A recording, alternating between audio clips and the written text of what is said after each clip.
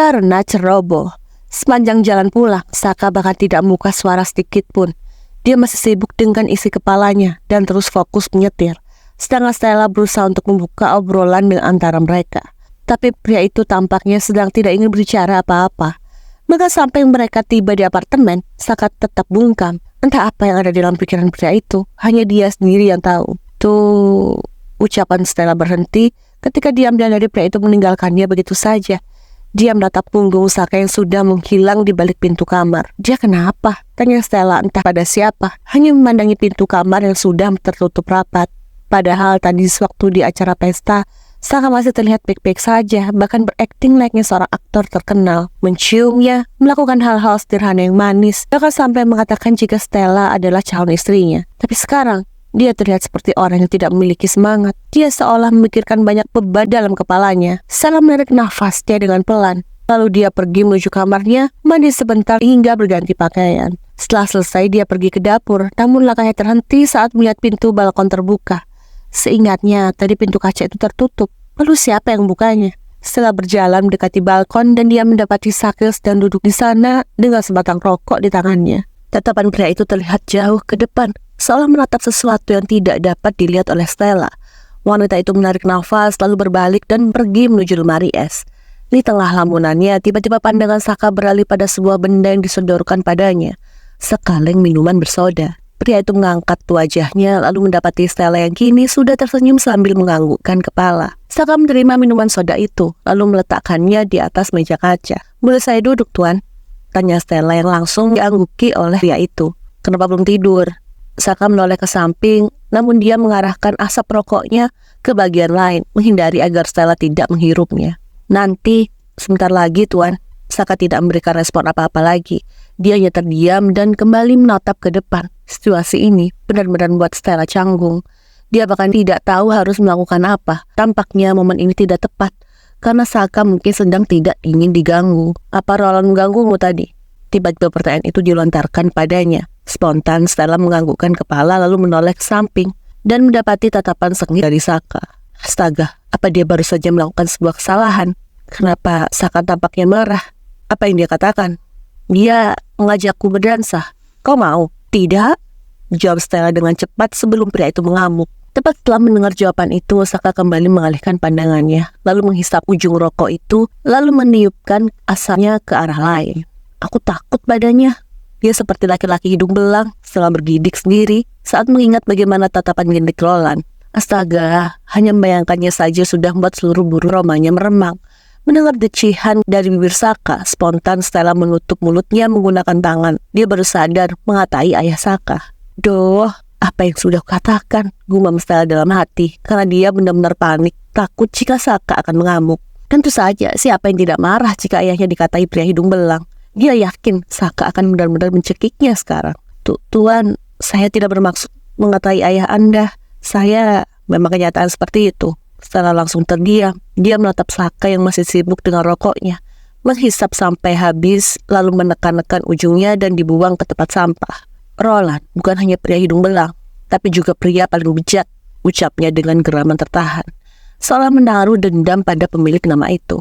Stella yang tidak paham hanya bisa terdiam. Kelopak matanya berkedip-kedip lucu, karena dia benar-benar bingung ingin mengatakan apa sekarang. Dia baru saja mengatai Roland, bukannya marah, tapi pria itu justru setuju. Saka mengusap wajahnya dengan kasar, lalu dia menarik nafas pelan dan menoleh ke samping. "Hari ini adalah hari kematian ibuku." Dia tersenyum suram, dan itu benar-benar menimbulkan nyeri di hati Stella. Jadi ibunya sudah tiada. Lalu wanita yang bernama Anna itu, astaga, Stella merasa kepalanya pusing.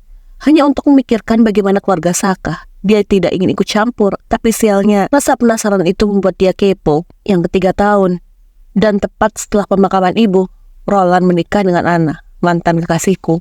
Jantung Stella berdegup tidak karuan. Dia benar-benar terkejut mendengar ucapan Saka.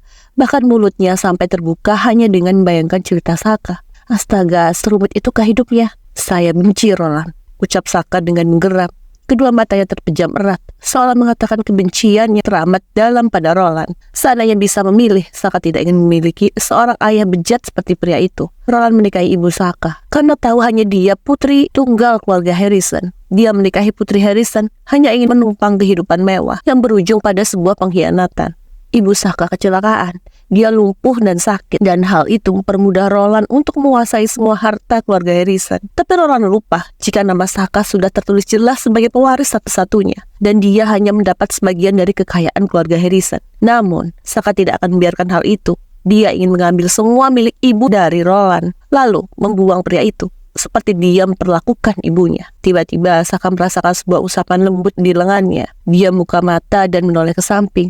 Seketika hatinya yang layu seolah hidup kembali karena mendapati senyuman teduh dari Stella. Aku memang tidak mengerti rasanya seperti apa, tapi aku tahu rasanya pasti sangat menyakitkan. Saka terdiam. Untuk pertama kalinya dia merasakan padang gurun di hatinya seperti disiram air. Dan itu benar-benar terasa sangat menyejukkan.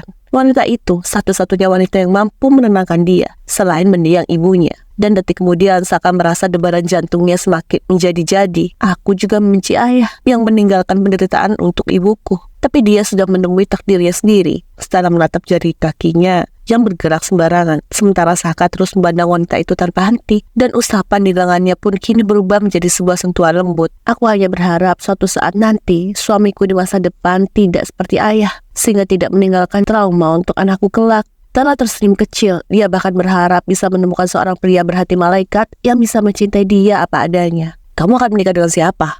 Tanya Saka tiba-tiba, hingga melenyapkan rasa sedih di hati mereka masing-masing. Ya, dengan jodohku di masa depan. Siapa jodohmu? Aku tidak tahu, kan aku belum bertemu dengannya. Percayalah, Saka sedang berharap Stella mengatakan dirinya yang dimaksud dengan jodoh.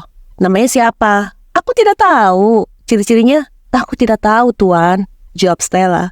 Bagaimana mungkin dia mengetahui jodohnya itu, sementara jodohnya pun masih menjadi misteri takdir. Mendengar jawaban itu, Saka berdecak kesal. Apa susahnya mengatakan jika dialah orangnya? Kamu berharap jodoh dengan siapa?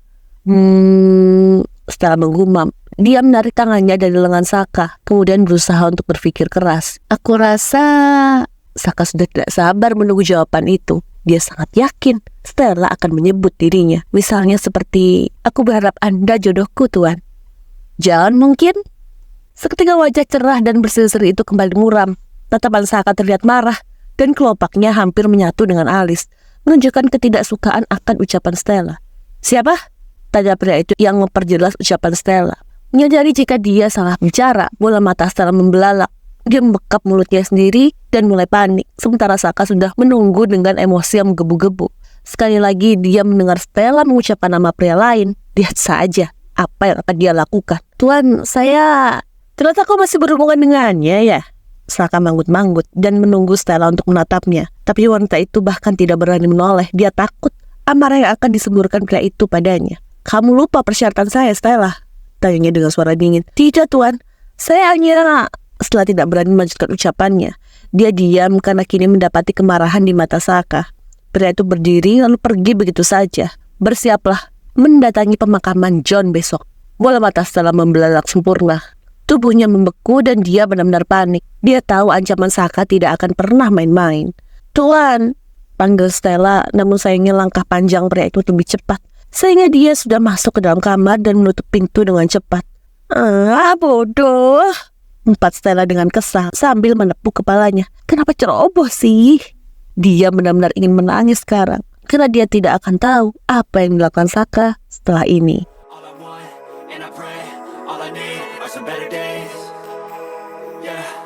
All I need are some better days, 'cause all I want, and I pray, I believe in the better days.